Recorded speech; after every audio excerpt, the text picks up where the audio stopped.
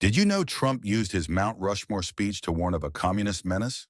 Today's major political message story: President Trump used his Mount Rushmore speech to warn of what he called a rising communist menace inside the United States. Reuters reports Trump tied the warning to progressive political victories and anti-immigration messaging as he launched America's 250th birthday celebrations. AP reports Trump began with soaring language about American exceptionalism, then turned sharply political, calling communism a mortal threat to American liberty and comparing it to some of the darkest threats in U.S. history. AP noted the speech was unusual for a major Independence Day-style anniversary moment because past presidents often used similar occasions to emphasize unity rather than partisan warning.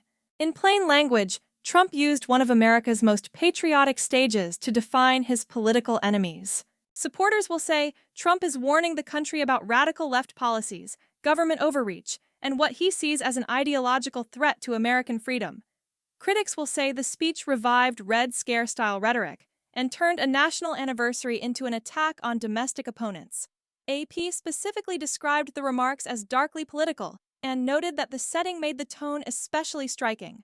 This is also a midterm preview. Trump is taking local progressive victories, especially in Democratic primaries, and nationalizing them as a warning to voters. The goal is to make every Republican race about stopping the left. What to watch next? 1. Whether Trump repeats the communist menace line on the National Mall. 2. Whether Republicans adopt the same language in midterm campaigns. 3. Whether Democrats frame the speech as fear-mongering. 4. Whether progressive candidates lean into or reject the label. 5. Whether America 250 becomes less about history and more about ideological conflict. Bottom line, Trump's Mount Rushmore speech was patriotic, but also deeply partisan. He used America's 250th birthday to argue that the country faces an internal ideological threat, and that message may define the next stage of the midterm campaign.